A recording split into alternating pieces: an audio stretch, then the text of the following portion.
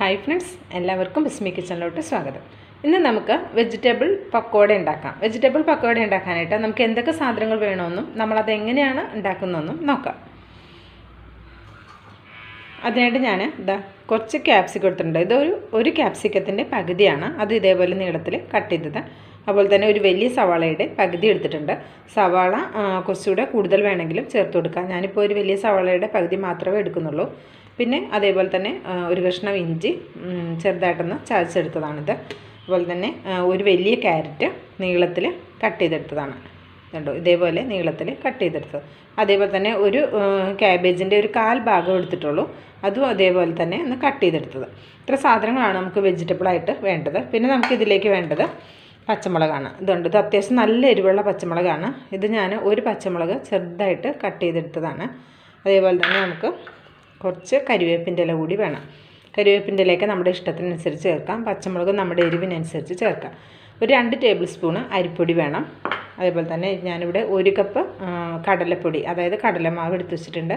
നമ്മൾ ആവശ്യാനുസരണം ചേർത്ത് കൊടുത്താൽ മാത്രം മതി. പിന്നെ ഇതിലേക്ക് വേണ്ട പൊടികൾ എന്ന് പറഞ്ഞാൽ മുളക് പൊടിയും വേണം, ഒരല്പം മഞ്ഞൾപ്പൊടിയും വേണം, പിന്നെ ആവശ്യത്തിനുള്ള ഉപ്പും വേണം. ഇത്രയും സാധനങ്ങളാണ് നമുക്ക് വേണ്ടത്. ഇനി നമുക്കിതെങ്ങനെയാണ് ഉണ്ടാക്കുന്നതെന്ന് നോക്കാം. ഞാനിപ്പോൾ ഇതേപോലെ കുറച്ച് വൈഡായിട്ടുള്ള ഒരു വലിയ പാത്രം എടുത്തിട്ടുണ്ട്. അതിലേക്ക് നമ്മൾ എടുത്തു വച്ചിരിക്കുന്ന വെജിറ്റബിൾ ചേർത്ത് കൊടുക്കാം. ക്യാബേജ് ചേർക്കാം.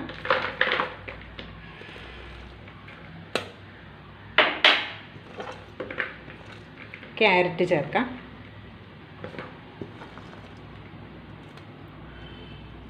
ക്യാപ്സിക്കം ചേർക്കാം. ക്യാപ്സിക്കം ഞാനിപ്പം ഇങ്ങനെ കുറച്ച് നീളത്തിലാണ് എടുത്തത്. നമുക്ക് കുറച്ചുകൂടി ചെറുതാക്കണമെങ്കിൽ നമുക്ക് കുറച്ചുകൂടി ചെറുതാക്കി എടുക്കാം കേട്ടോ.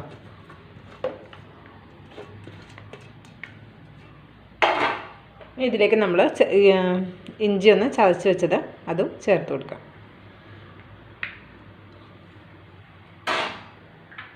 പിന്നെ നമുക്കിതിലേക്ക് പച്ചമുളക് ചേർക്കാം.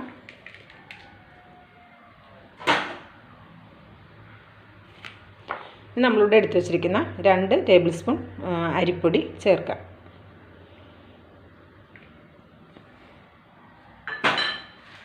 ഇതിലേക്ക് നമ്മൾ എടുത്ത് വെച്ചിരിക്കുന്ന കരിവേപ്പിൻ്റെ ഇല ചേർക്കാം. ഇത് മല്ലിയില ഉണ്ടെങ്കിൽ കുറച്ച് മല്ലിയില കൂടി ചേർത്ത് കൊടുക്കാം. ഇപ്പോൾ എൻ്റെ അടുത്ത് മല്ലിയില ഇല്ലാത്തതുകൊണ്ട് മല്ലിയില ഞാൻ ചേർത്ത് കൊടുക്കുന്നില്ല. മല്ലിയില ചേർത്ത് കൊടുത്താലും കുറച്ചുകൂടി ടേസ്റ്റ് കൂടുതലായിരിക്കും. അപ്പോൾ നിങ്ങളുടെ ഉണ്ടെങ്കിൽ ചേർത്ത് കൊടുക്കുക, ഇല്ലെങ്കിൽ വേണ്ട. കരിവേപ്പിൻ്റെ ഇല ചേർത്ത് കൊടുക്കാം. ഇത് ചെറിയ കരിവേപ്പിൻ്റെ ഇല ആയതുകൊണ്ട് ഞാൻ ഒന്ന് പിച്ച് കീറിയിട്ട് ചേർക്കുന്നില്ല. കണ്ടോ, വളരെ ചെറിയ കരിവേപ്പിൻ്റെ ഇലയാണ്. വലിയ കരിവേപ്പിൻ്റെ ഇല ആണെങ്കിൽ ഒന്ന് കൈ കൊണ്ടൊന്ന് പിച്ച് കീറിയിട്ട് ചേർക്കാം.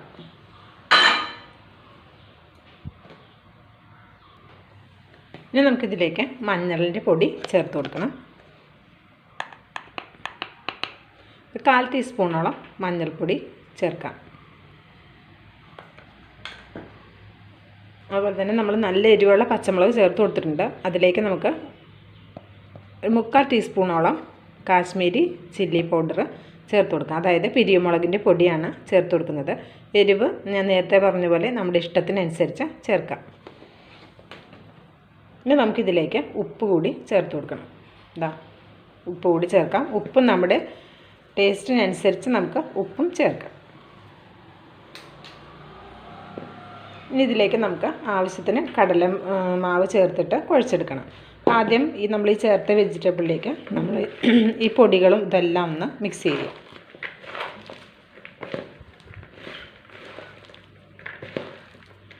ഈ കടലമാവ് കൂടെ ചേർത്തിട്ട് നമുക്ക് ആവശ്യത്തിന് വെള്ളം ഒഴിച്ചിട്ട് നമുക്ക് പരുവത്തിന് കുഴച്ചെടുക്കണം. അപ്പോൾ നന്നായിട്ട് ഇതൊന്ന് ആ ഉപ്പൊക്കെ എല്ലായിടത്തും ഒന്ന് പിടിക്കാൻ വേണ്ടിയിട്ട് നന്നായിട്ടൊന്ന് കുഴച്ചെടുത്തിട്ടുണ്ട്. വല്ലാണ്ട് ഞെരടി കൈകൊണ്ട് ഉടച്ചെടുക്കേണ്ട ആവശ്യമില്ല. ഇനി നമ്മൾ കുറച്ച് വെള്ളം ഒഴിച്ചിട്ടാണ് ഇത് നമ്മൾ കുഴച്ചെടുക്കുന്നത്. അപ്പോൾ ഇതിലേക്ക് നമുക്ക് ആദ്യം കുറച്ച് കടലപ്പൊടി ചേർക്കാം. കടലപ്പൊടിയുടെ അളവ് കൂടിയാൽ വെറും കടലപ്പൊടി മാത്രമായിട്ട് നമുക്ക് തോന്നും. അപ്പോൾ കടലപ്പൊടിയുടെ അളവ് എപ്പോഴും കുറച്ച് വേണം ചേർക്കാൻ. ഇനി ഇതിലേക്ക് കുറച്ച് വെള്ളം ഒഴിച്ചിട്ടൊന്ന് കുഴച്ചെടുക്കാം.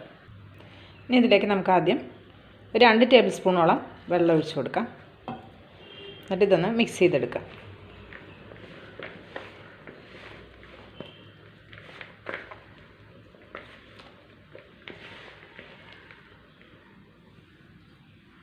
അതേപോലെ വീണ്ടും ഒരു 2 ടേബിൾ സ്പൂണോളം വെള്ളം ചേർത്ത് കൊടുക്കാം.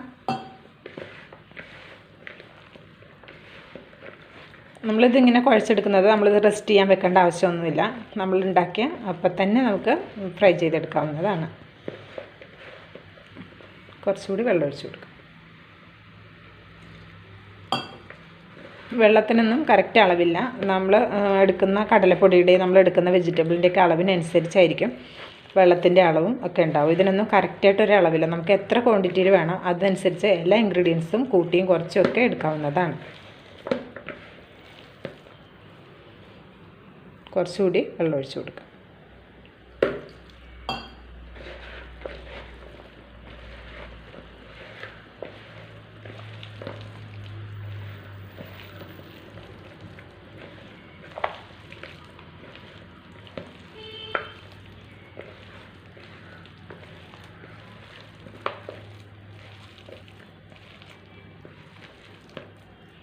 നോക്കാം, നമ്മുടെ കടലമാവ് ഇപ്പം നമ്മൾ ചേർത്ത് കൊടുത്തത് കറക്റ്റ് പാകമാണ്. ഇനി നമുക്കിതിലേക്ക് കടലമാവ് ചേർത്ത് കൊടുക്കേണ്ട ആവശ്യമില്ല. പിന്നെ കടലമാവ് കൂടുതൽ ചേർത്ത് കൊടുത്തു കഴിഞ്ഞാൽ വെറും കടലമാവിൻ്റെ ടേസ്റ്റ് മാത്രമായിരിക്കും. ഇതാണ് കറക്റ്റ് പരുവം. ഇനി നമ്മളിത് എണ്ണയെന്ന് ചൂടാക്കാൻ വെക്കുന്ന സമയം ഇത്രയും ഇരിക്കുമല്ലോ, എണ്ണയെന്ന് തിളച്ച് വരുന്ന സമയം ഇത്രയും ഇത് റെസ്റ്റിലായിരിക്കുമല്ലോ. ഇത് പ്രത്യേകിച്ച് റെസ്റ്റ് ചെയ്യാൻ വെക്കണ്ട. അപ്പോൾ ഇതൊന്നും കൂടി നല്ല സോഫ്റ്റായിട്ട് വരും. അപ്പോൾ ഇനി നമുക്ക് എണ്ണയൊന്ന് ചൂടാക്കാൻ വേണ്ടി വയ്ക്കാം. അപ്പം നമ്മളൊരു ചീനിച്ചട്ടി അടുപ്പത്ത് വെച്ച് കൊടുത്തിട്ടുണ്ട്. അതിപ്പോൾ അത്യാവശ്യം നന്നായിട്ട് ചൂടായിട്ടുണ്ട്. ഒരു മീഡിയം ഫ്ലെയിമിലാണ് വെച്ചിരിക്കുന്നത്. നമുക്കിതിലേക്ക് വെളിച്ചെണ്ണ ചേർത്ത് കൊടുക്കാം. നമുക്ക് നമ്മുടെ കയ്യിൽ ഏത് എണ്ണയാണോ ഉള്ളത്, സൺഫ്ലവർ ഓയിലോ വെളിച്ചെണ്ണയോ ഓയിലോ ഏത് എണ്ണയാണോ ഉള്ളത് അതിൽ നമുക്കിത് ഫ്രൈ ചെയ്തെടുക്കാം. ഞാനിപ്പോൾ ഇവിടെ കുറച്ച് തേങ്ങ ആട്ടിയതുകൊണ്ട് എൻ്റെ അടുത്ത് കുറച്ച് വെളിച്ചെണ്ണ കുറച്ച് അധികം ഉണ്ട്. അപ്പോൾ വെളിച്ചെണ്ണയിൽ തന്നെ ഉണ്ടാക്കാമെന്ന് കരുതി. പിന്നെ വെജിറ്റബിളൊക്കെ അല്ലേ വെളിച്ചെണ്ണയിൽ ഉണ്ടാക്കുമ്പോഴായിരിക്കും നമുക്ക് കുറച്ചുകൂടി ടേസ്റ്റ് ഉണ്ടാവും. അപ്പോൾ വെളിച്ചെണ്ണ ഉള്ളതുകൊണ്ട് മാത്രം എടുത്ത്, വെളിച്ചെണ്ണ ഇല്ലെങ്കിൽ നമുക്ക് ഏത് എണ്ണയിൽ വേണമെങ്കിലും ഇത് ഫ്രൈ ചെയ്തെടുക്കാവുന്നതാണ്. എണ്ണയൊന്ന് ചൂടായി വരട്ടെ. ഇപ്പോൾ നമ്മൾ ഒഴിച്ച വെളിച്ചെണ്ണ അത്യാവശ്യം നന്നായിട്ട് ചൂടായി വന്നിട്ടുണ്ട്. ഇനി നമുക്ക് ഇതിൽ നിന്ന് കുറച്ച് എടുത്തിട്ട് ഇതിലേക്ക് നമുക്ക് ഇട്ട് ഫ്രൈ ചെയ്തെടുക്കാം. ഇത് ഒരു ഷേപ്പൊന്നുമില്ല, പക്കോടയല്ലേ. നമുക്ക് ഇഷ്ടമുള്ള ആകൃതിയിൽ കയ്യിൽ വെച്ച് പരത്തിയിട്ട് വേണമെങ്കിൽ അങ്ങനെ ഇടാം, അല്ലെങ്കിൽ ഇങ്ങനെ നുള്ളി ഇടാം. ഞാനിപ്പോൾ ഇങ്ങനെ നുള്ളി ഇട്ടിട്ടാണ് ഉണ്ടാക്കിയെടുക്കുന്നത്. ഇപ്പോൾ ഞാൻ ഒരു മീഡിയം ഫ്ലെയിമിലാണ് വെച്ചിരിക്കുന്നത്. നമുക്ക് ഫ്ലെയിം എണ്ണയുടെ ചൂടിനനുസരിച്ച് കൂട്ടിയും കുറച്ചും വയ്ക്കാം.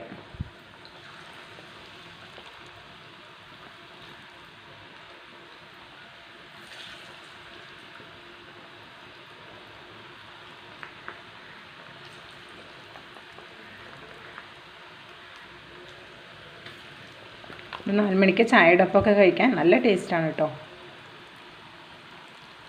ഇതിലേക്ക് നമ്മൾ അപ്പസോഡ അങ്ങനത്തെ ഒന്നും ചേർത്ത് കൊടുത്തിട്ടില്ല. ഹെൽത്തിയുമാണ്, വെജിറ്റബിൾ അല്ലേ. ഇനി നമുക്കിത് ഒരു ഭാഗം ആകുമ്പോൾ മറുഭാഗം നമുക്ക് മറിച്ചിട്ട് കൊടുക്കാം. ഇതാ നമ്മളിവിടെ ആദ്യം ഇട്ട് കൊടുത്തത് നന്നായിട്ട് ഫ്രൈ ആയി വന്നിട്ടുണ്ട്. ഇനി നമുക്കിത് എണ്ണയിൽ നിന്ന് കോരാം. കണ്ടോ,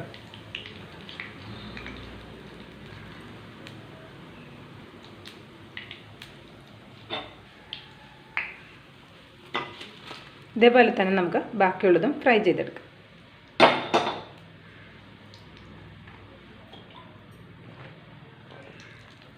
പിന്നെ നമ്മൾ ഇപ്പോഴത്തെ സവാളയുടെ വിലയ്ക്ക് അനുസരിച്ച് നമുക്ക് സവാള ചേർക്കാൻ ബുദ്ധിമുട്ടുണ്ടെങ്കിൽ പിന്നെന്താ പറയുക, ഒരല്പം ക്യാബേജ് കൂടുതൽ ചേർത്ത് കൊടുത്താലും മതി. സവാളയുടെ ടേസ്റ്റ് ഉള്ളപ്പോൾ തന്നെയാണ് കുറച്ചുകൂടി ടേസ്റ്റ് ഉണ്ടാവുക. സവാള ഇല്ലെങ്കിൽ ഒരല്പം കൂടി ക്യാബേജ് കൂടുതൽ ചേർത്ത് കൊടുത്താലും മതി.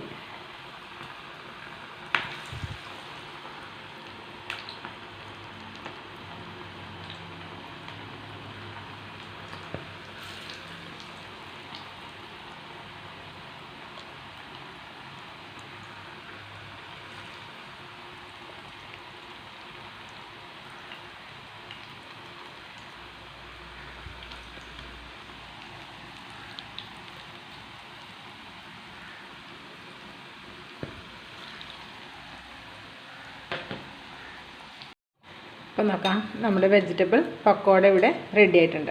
കണ്ടോ, നല്ല ഗോൾഡൻ കളറൊക്കെ ആയി വന്നിട്ടുണ്ട്. ഇനി നമുക്ക് ഫ്ലെയിം ഓഫ് ചെയ്യാം.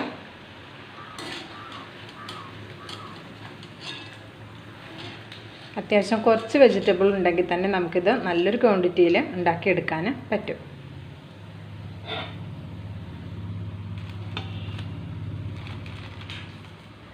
കണ്ടോ, ഇനി നമുക്ക് ഇതൊരു സെർവ് ചെയ്യുന്ന പാത്രത്തിലേക്ക് മാറ്റാം.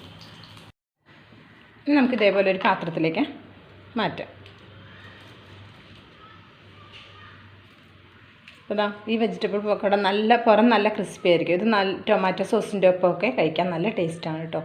ഇതൊരു പ്രാവശ്യമെങ്കിലും ഉണ്ടാക്കി നോക്കുകൊണ്ടു, തീർച്ചയായും ഇഷ്ടമാവും. പിന്നെ ഞാനൊരു 3-4 ദിവസമായിട്ട് വീഡിയോസൊന്നും ചെയ്യാതിരുന്നത്, പിന്നെ എൻ്റെ ഇപ്പം ഞങ്ങളെ വിട്ട് പോയിട്ട് 1 കൊല്ലം തികയായിരുന്നു. അപ്പോൾ അതിൻ്റെ മൗലൂദിന് വേണ്ടിയിട്ട് ഞാൻ എൻ്റെ വീട്ടിലേക്ക് പോയിരിക്കുകയായിരുന്നു. അതുകൊണ്ടാണ് വീഡിയോസൊന്നും ചെയ്യാതിരുന്നത്. അപ്പോൾ ഈ പക്കോട ഇഷ്ടമായിട്ടുണ്ടെങ്കിൽ ട്രൈ ചെയ്ത് നോക്കുക. ട്രൈ ചെയ്ത് നോക്കിയിട്ട് ഇഷ്ടമായിട്ടുണ്ടെങ്കിൽ ഫീഡ്ബാക്ക് അറിയിക്കാൻ മറക്കരുത്. ലൈക്ക് ചെയ്യാനും ഷെയർ ചെയ്യാനും മറക്കരുത്. വിസ്മി കിച്ചൺ എന്ന യൂട്യൂബ് ചാനൽ ഇതുവരെ സബ്സ്ക്രൈബ് ചെയ്തിട്ടില്ലെങ്കിൽ ഒന്ന് സബ്സ്ക്രൈബ് ചെയ്തോളൂ. ആ ബെല്ലൈക്കൺ കൂടി ഒന്ന് പ്രസ് ചെയ്ത് കൊടുത്താൽ നമ്മൾ അപ്ലോഡ് ചെയ്യുന്ന എല്ലാ വീഡിയോസിൻ്റെ നോട്ടിഫിക്കേഷൻ നിങ്ങൾക്ക് അപ്പോൾ തന്നെ ലഭിക്കുന്നതായിരിക്കും. അപ്പോൾ അടുത്തൊരു വീഡിയോയുമായി വരുന്നത് വരെ എല്ലാവർക്കും നന്ദി, നമസ്കാരം.